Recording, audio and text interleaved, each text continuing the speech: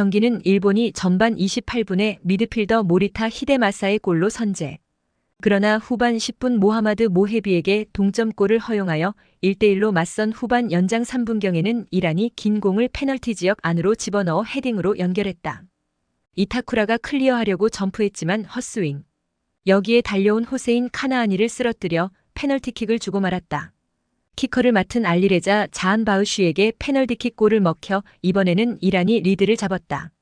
그 이후 특별한 것 없이 경기는 1대2로 일본은 패하고 말았다. 기사는 기대했던 한일전은 아시안컵에서 더 이상 볼 수 없었고 한국은 4강에 진출했지만 일본은 이란의 벽에 막혀 4강에 진출하지 못했다. 경기 막판 페널티킥은 한국과 일본의 기쁨을 보여줬다고 말했다. 독일 월드컵도 본선 직전까지 컨디션이 좋았지만 실전 본선 진출에 실패했다고 생각한다. 이번에도 막판까지 역대 최강팀이라는 자신감이 있었지만 그 좋은 모습을 보여주지 못했다. 조금 덜 자신감을 가지고 경기에 임하는 것이 좋습니다. 어쨌든 친선 경기는 친선 경기일 뿐이니까 거기서 약점을 없애려고 노력해야 한다.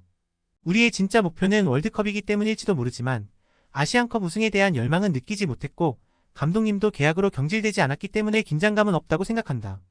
사상 최강인 것은 틀림없다고 생각합니다.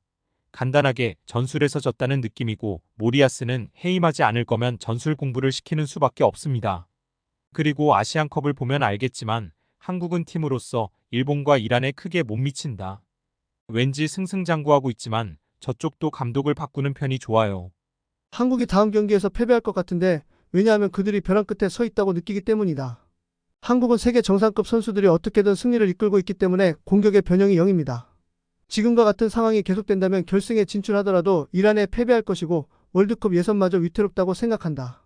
설령 우리가 진다고 해도 처음부터 끝까지 상대를 몰아붙인 경기에서 페널티킥을 얻어낼 정도로 운이 나쁘다면 어쩔 수 없다고 생각했을 것이다.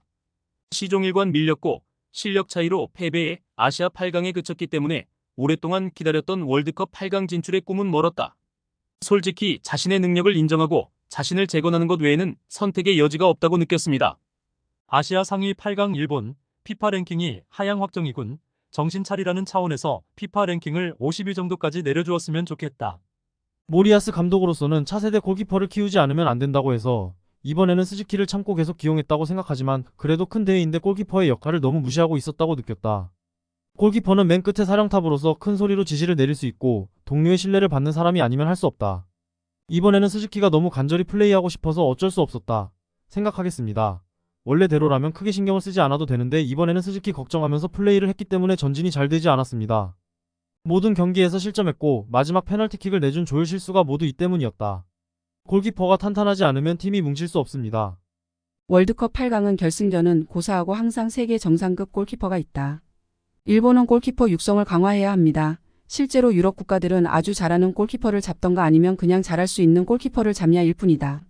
스즈키가 좋지 않거나 단순히 경험과 능력이 부족하고 나카무라, 오사코 슈미트가 출전할 수 없다면 검증된 선수 중 한 명인 니시카와와 곤다 등 한 명은 소집했어야 했습니다.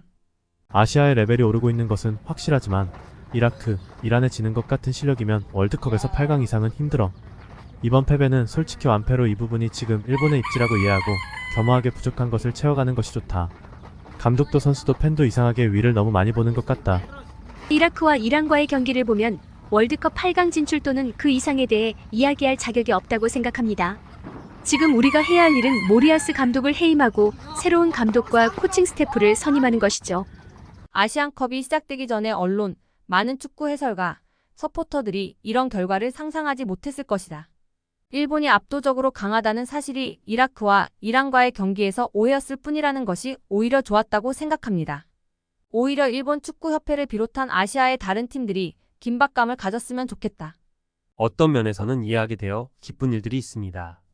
친선 경기는 친선 경기일 뿐이고 감독의 일본은 세계팀 정도로 세계에서 경쟁할 수 있다는 것은 터무니없는 궤변이고 월드컵 우승은 꿈이 이루어지는 것이며 2050년에 월드컵을 개최하고 우승을 차지하는 것은 매우 어렵습니다. 차가운 눈으로 대표팀을 지켜보고 있다는 것이 고통스럽다. 마치 내 마음에 구멍이 뚫린 것 같다. 당분간은 북한에 지지 않도록 최선을 다하자. 유익하셨다면 구독, 좋아요 부탁합니다.